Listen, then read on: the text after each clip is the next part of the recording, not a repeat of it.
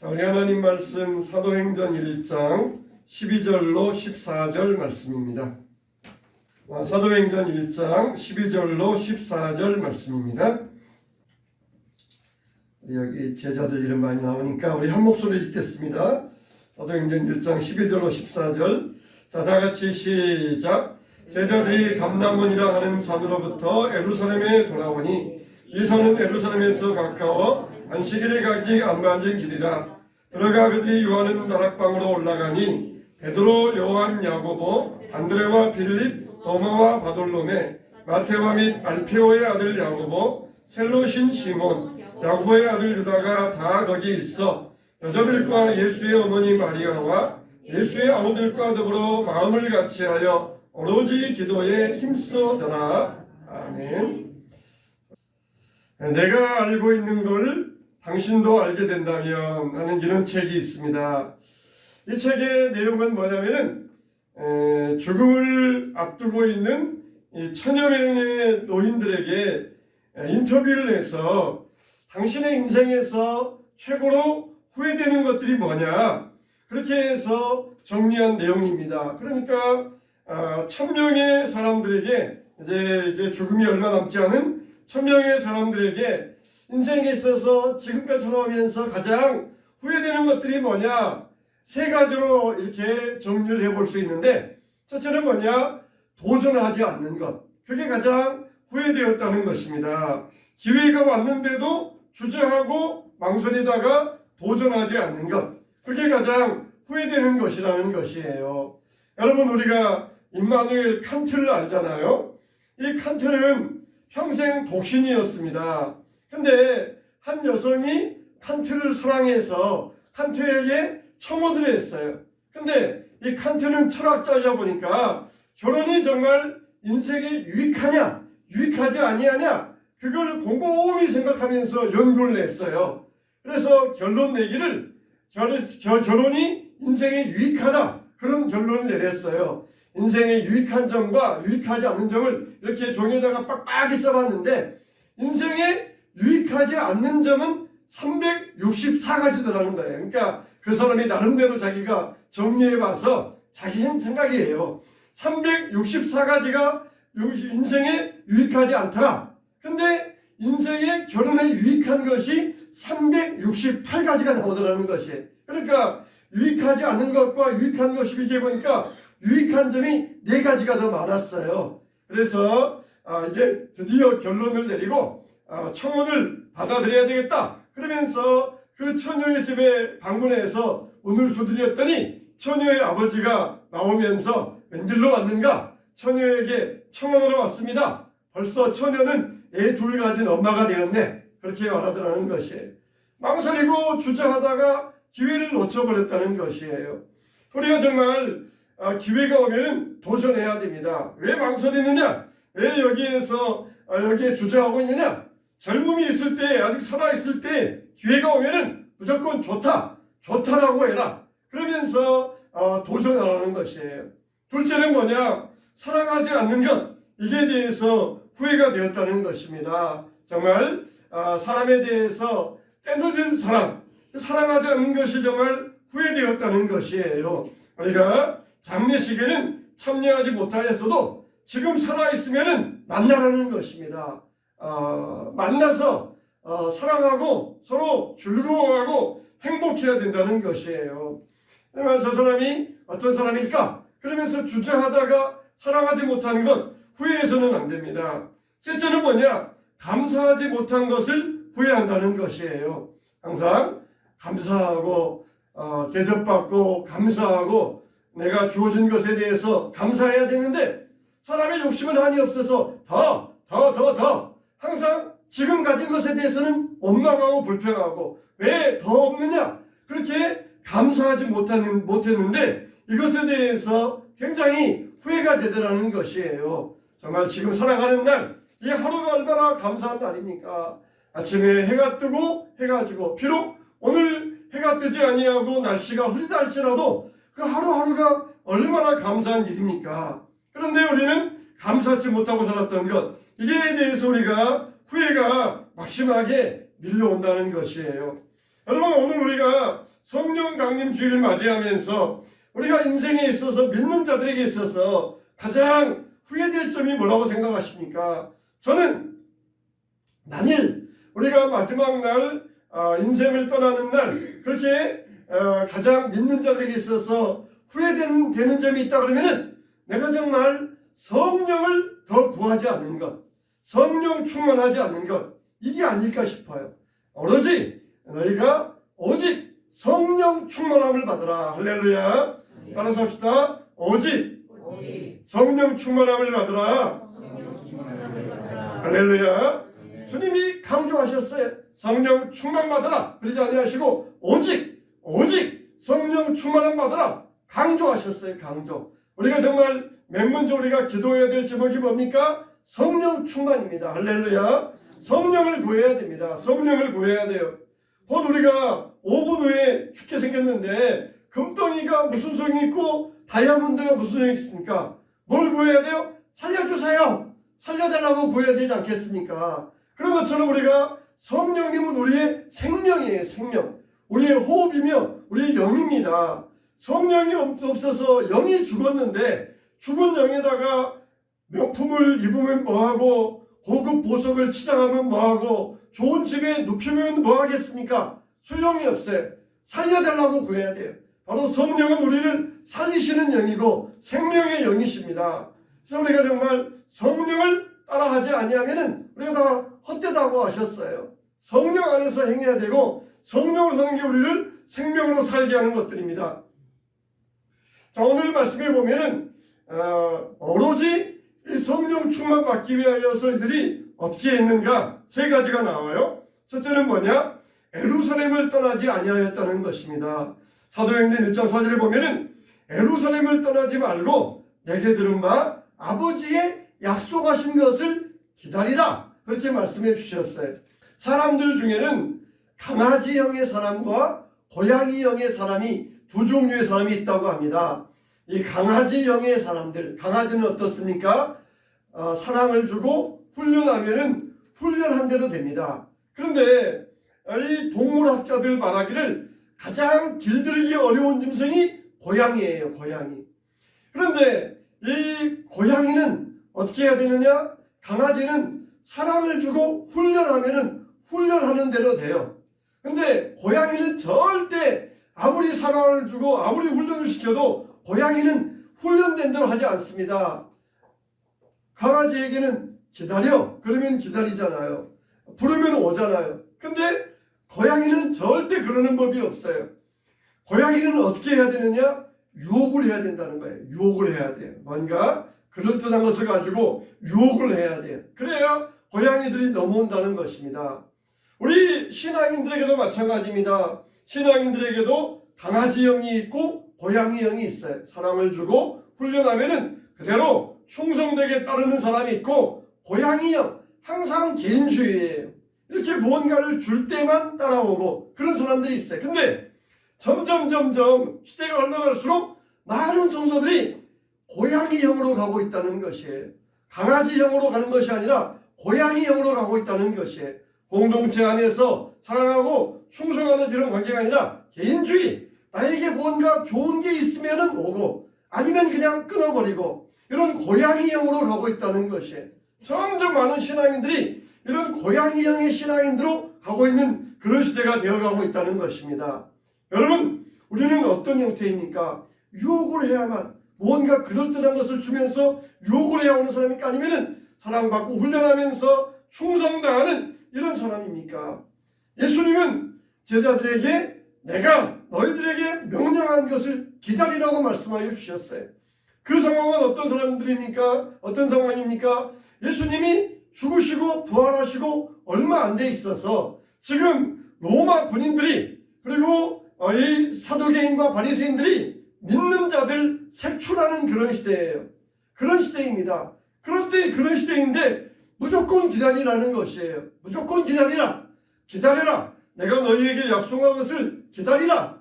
아니, 얼마나 기다려야 됩니까? 우리가 어떻게 기다려야 됩니까? 그냥 밑도 끝도 없이 기다리라는 거예요. 기다리라. 예루살렘을 떠나지 말고 약속하신 것을 기다리라. 고양이형 같으면은 500명이 예수님의 부활 때 보였지만은 380명은 떠나버렸어요. 뭘 어쩌란 말이야. 어떻게 기다리란 말이야. 예수님도 참 딱하시지. 우리에게 뭘 주시면서 기다리라고 그래야지. 어떻게 기다리란 말이야. 그러면서 고양이 형들은 380명은 따라갔어요. 그러나 120명은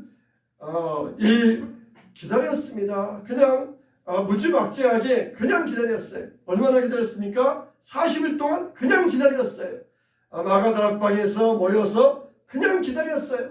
예수님께서 기다려 하시니까 기다리자 그러면서 예루살렘을 떠나지 아니하고 기다렸던 자들이 바로 이 120명 강아지형의 신자들이에요. 기다려. 그러니까 기다리면서 예수님의 얼굴을 사모하고 바라는 이런 사람들이었던 것입니다. 오늘날 정말 점점 우리의 시대가 개인주의적인 시대, 뭔가 나에게 유익이 있고 나에게 도움이 되고 뭔가 그냥 뭘 이야기를 들어도 나에게 뭔가 도움이 되는 말인가, 뭘 해도 나에게 뭔가 도움이 되는 그런 것인가, 이제 개인주의화 되어가는 그런 시대에 우리는 정말 하나님의 말씀에 충성하고 살아갈 수 있어야 돼요. 그 말씀에 내 인생을 걸고 거기에 믿음으로 따라가고 반응할 수 있어야 됩니다.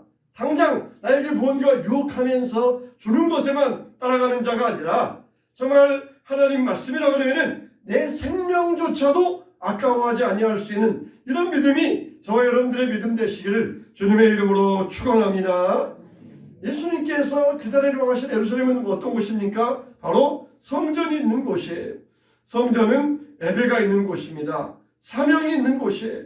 주님의 약속이 있는 곳이고, 그리고 하나님의 약속은 어떤 경우에도 하늘이 두 쪽 나도 하나님의 말씀, 하나님의 약속은 그대로 이루어진다. 이게 제자들의 믿음이었습니다.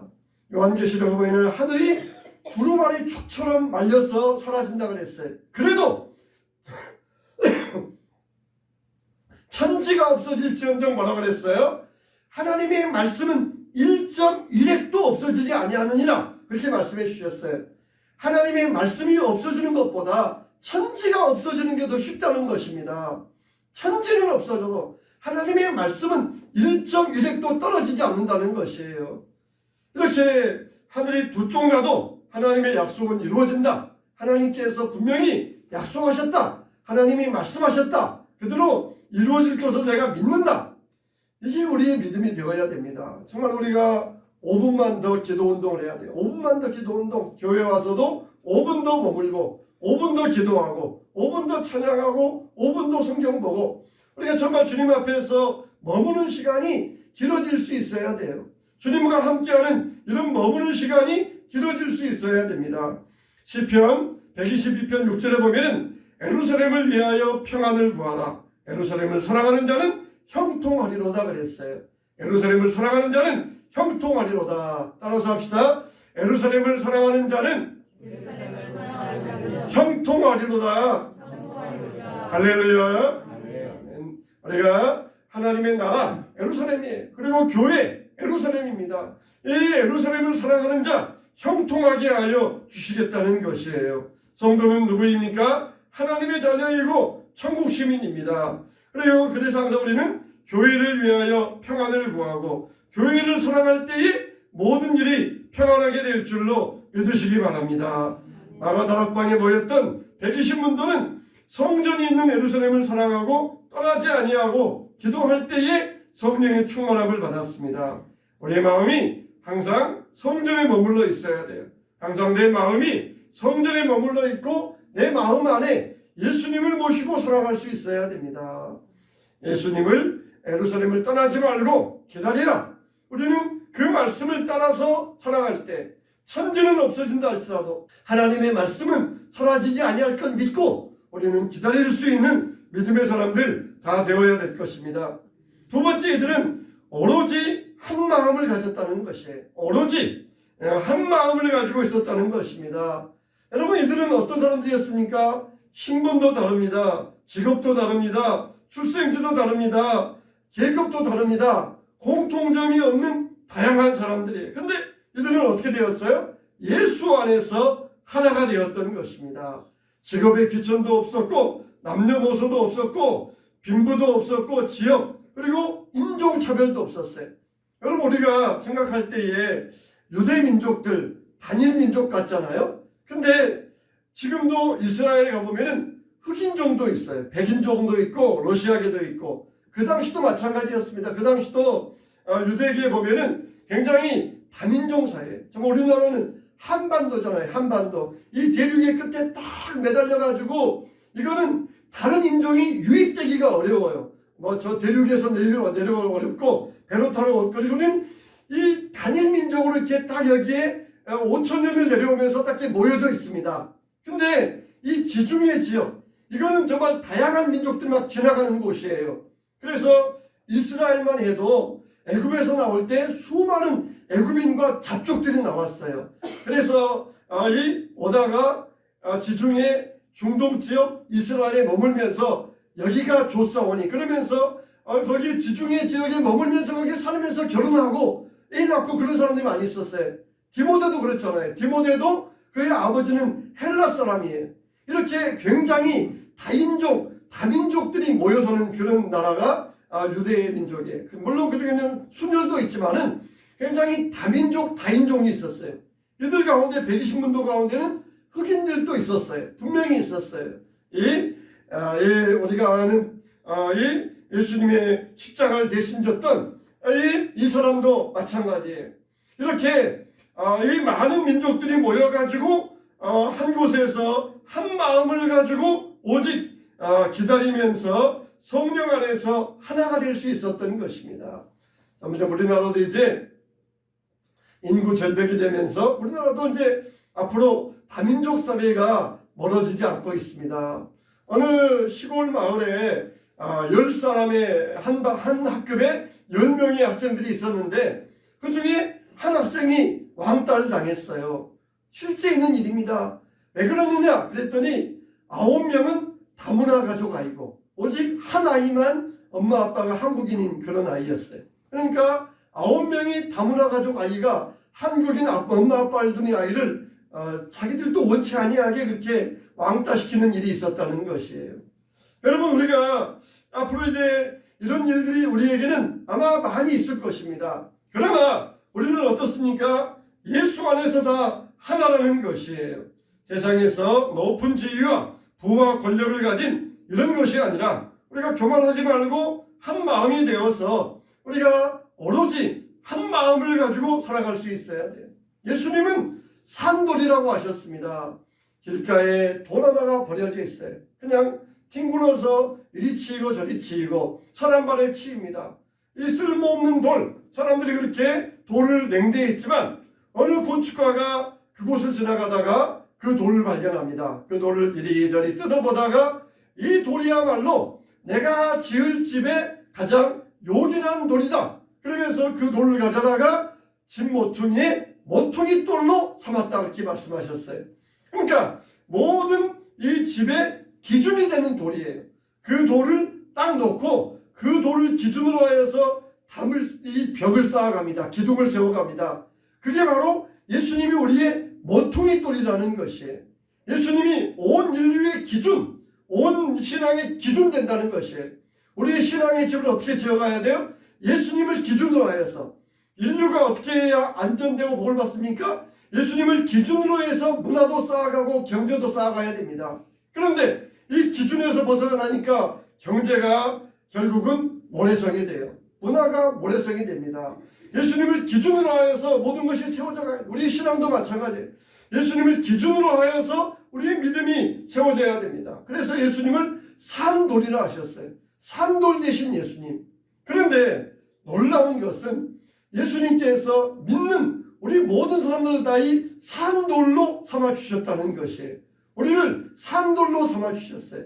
예수님을 기준으로 하여서 이 집을 지어가는데 우리가 집을 지어가는데 이 보통 건물은 그냥 한 번 지으면 끝이잖아요. 근데 우리는 예수님을 기준으로 해서 집을 지어가다가 우리가 이제 산돌이에요. 그러면 우리가 산돌된 우리가 가정에 가요. 그러면은 우리가 이 신앙의 집에서는 예수님을 기준으로 신앙의 집을 지어가다가 우리가 가정에 가면은 우리가 가정의 산돌이 되어야 돼요. 가정의 산돌이 되어서 믿음을 기준으로 해서 가정의 집이 지어져야 돼요. 우리가 직장에 가면은 우리가 또 직장이 기준이 되어가지고 그 직장에서 기준되어서 우리를 기준으로 해서 그 집을 지어갈 수 있어야 돼요. 이 건물은 한번 지으면은 벽돌은 못 빼지만 우리는 산돌 대신 예수님 안에서 집을 지어 가다가 우리가 다른 곳에 가서 가정을 이룰 수 있고 사업을 이룰 수 있어요. 그러면 그 안에서 우리가 그 예수님께 주신 산돌 대신 그 말씀을 받았던 것처럼 그걸 기준으로 하여서 우리 신앙의 집을 지어갈 수 있어야 된다는 것이 정말 얼마나 놀랍습니까? 얼마나 귀합니까? 산돌 대신 예수님 안에서 우리가 집을 짓다가 우리가 또 나가서는 우리의 집을 지을 때는 우리가 기준되어야 되고 우리의 사업을 세울 때는 우리가 기준이 되어야 되고 그리고 우리는 크게는 예수님을 기준으로 하여서 이 인류의 집, 신앙의 집을 지어가야 되고 이게 보여주신 믿음의 모습이에요. 오직 우리가 하나가 되어야 됩니다. 집을 지어가는데 하나가 되어야 돼요. 하나로 연결되어야 돼요.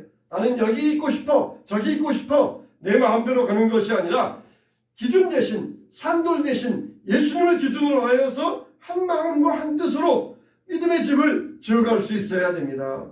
정말 교회가 부흥하기 위해서는 성도 간의 하나됨이 필수적입니다.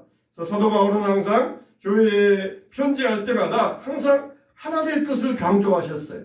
에베소서 4장 1절 이하에 보면은 그러므로 주 안에서 갇힌 내가 너희를 권하노니 너희가 부르심을 입은 부름에 합당하게 행하여 모든 겸손과 온유로 하고 오래 참음으로 사랑 가운데서 서로 용납하고 평안에 매는 줄로 성령이 하나 되게 하신 것을 힘써 지키라.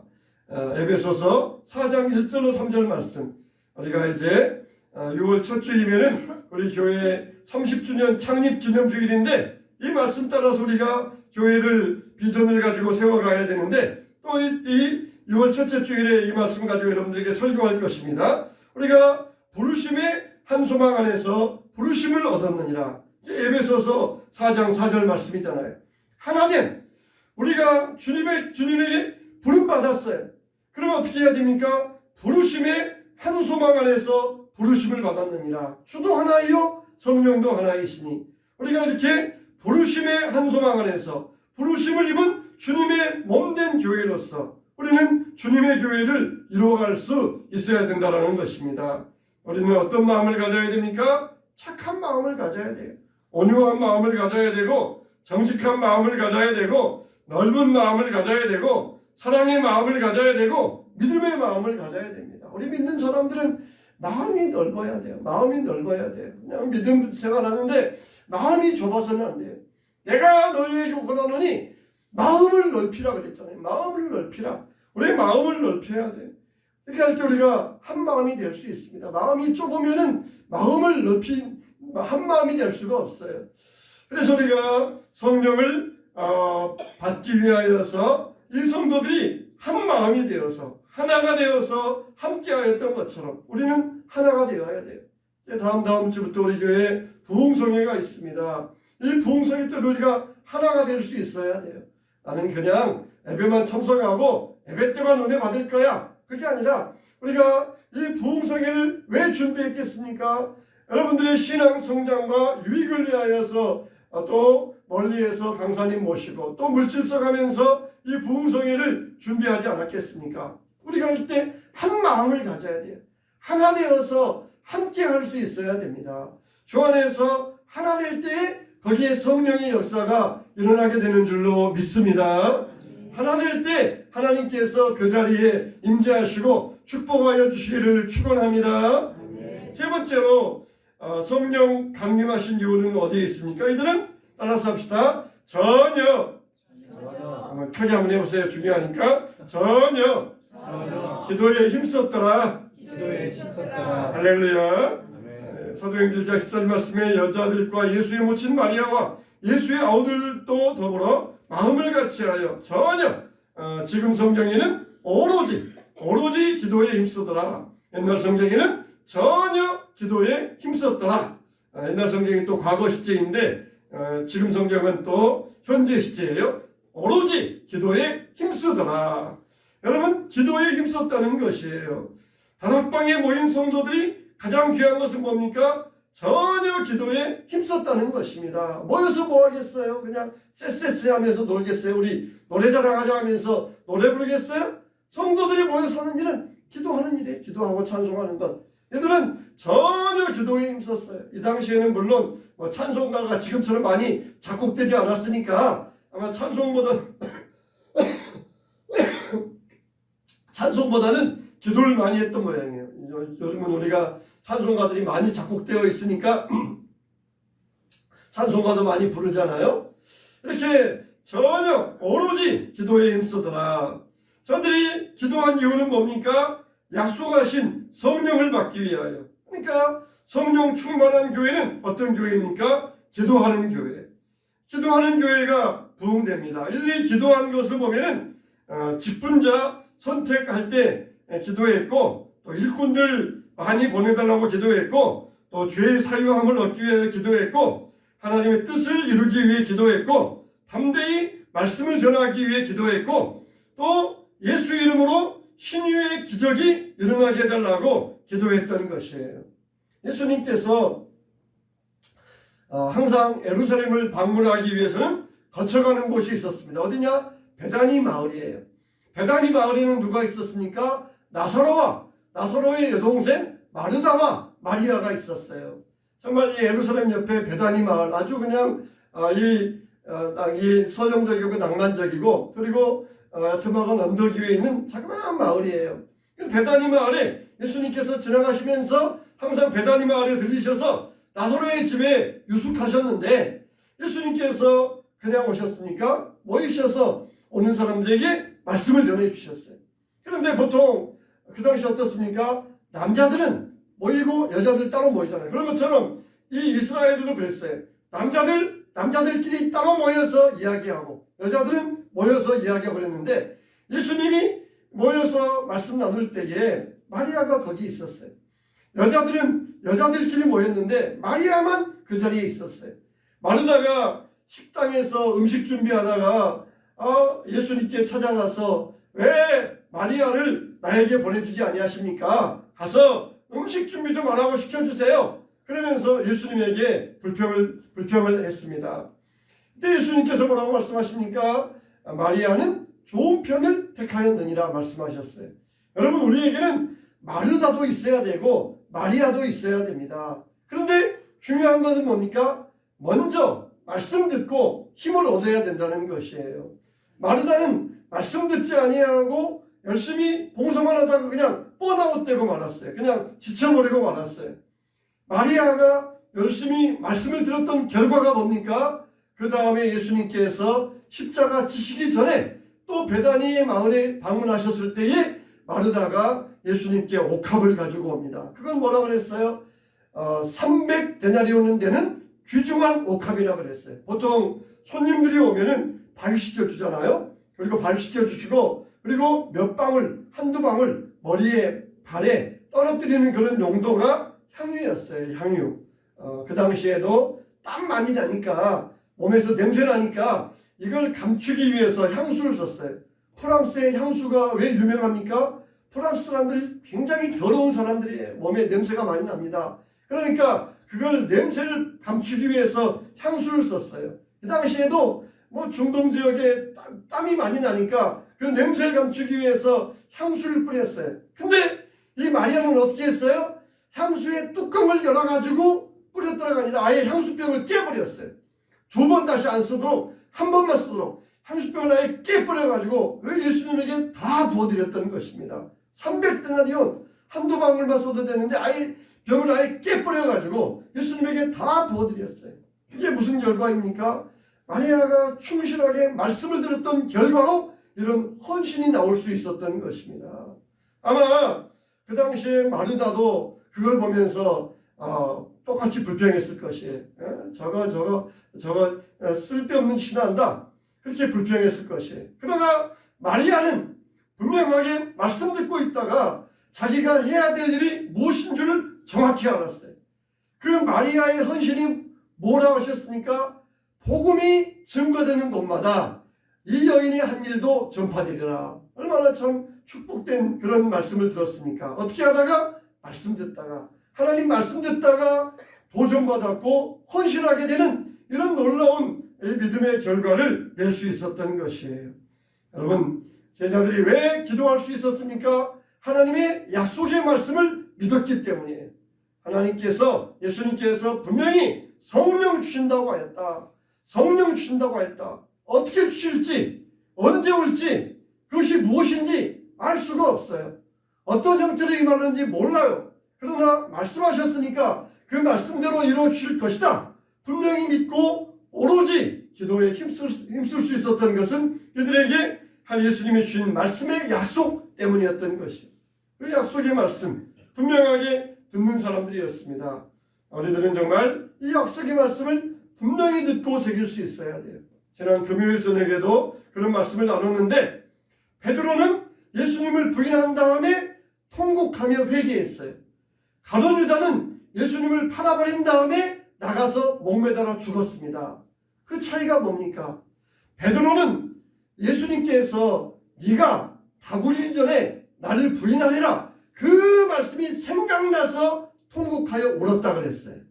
예수님의 말씀이 생각났던 것입니다. 위기의 순간에 예수님의 말씀이 생각나서 통곡하며 울며 회개했던 것이에요. 그러나 가룟 유다는 네가 나를 팔리라 예수님의 말씀을 생각하지 않았어요. 예수님이 왜 그때 나에게 말씀하셨을까? 네가 나를 판다고? 그래, 분명히 나를 지적하시면서 말씀하셨는데 그 말씀은 나에게 회개하라고 주신 말씀이었어. 그 말씀이 생각났더라 그러면은 가룟 유다는 자살하지 않았을 것이에요.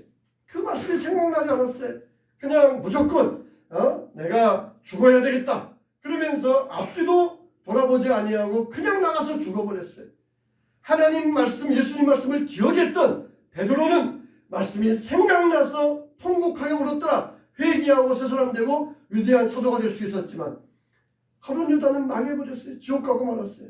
그 순간이라도 나를 팔리라 그 말씀을 생각하고 회개했더라 그러면은 가룟 유다가 다니는 곳곳마다 간증하면서 여러분 나같이 예수님을 판 이 극악무도한 죄인도 용서받았습니다. 하나님이 나를 용서해 주시고 나를 이렇게 사용하여 주셨습니다. 하물며 여러분들은 다 용서받고 쓰임받을 수 있습니다. 나 같은 죄인도 쓰임받았는데 하물며 여러분들은 어떻겠습니까? 여러분도 다 쓰임받을 수 있으니까 걱정 말고 나오십시오. 아마 더 위대한 간증의 주인공 그런 이 믿음의 사람이 될 수 있었을 거예요. 그러나 그 결정적인 순간에 예수님의 말씀이 생각나지 아니하니까 결국은 망하는 인생이 되고 말았던 것이에요. 여러분, 우리는 항상 하나님 말씀을 통하여서 오로지 기도에 힘썼던 믿음의 사람들처럼 우리들도 믿음을 따라서 오로지 기도에 힘쓰고 그리고 기도의 결과로 성령 충만받고 담대히 복음을 전하는 자들 되시기를 바랍니다. 다락방에 모였던 무리들처럼 교회를 선항하여 예배에 모이려 힘쓰고 한마음으로 교회의 부흥과 성장의 주역이 되어야 될 것입니다. 부흥생을 앞두고 있는 우리 교회에도 이런 역사를 이루어 주시어서 하나님께서 우리 심령마다 성령으로 각 사람에게 한 사람마다 성령이 임하시어서 했던 것처럼 하나님께서 여러분 모두에게 이런 성령을 충만히 부어주시기를 주님의 이름으로 축원합니다. 축원합니다.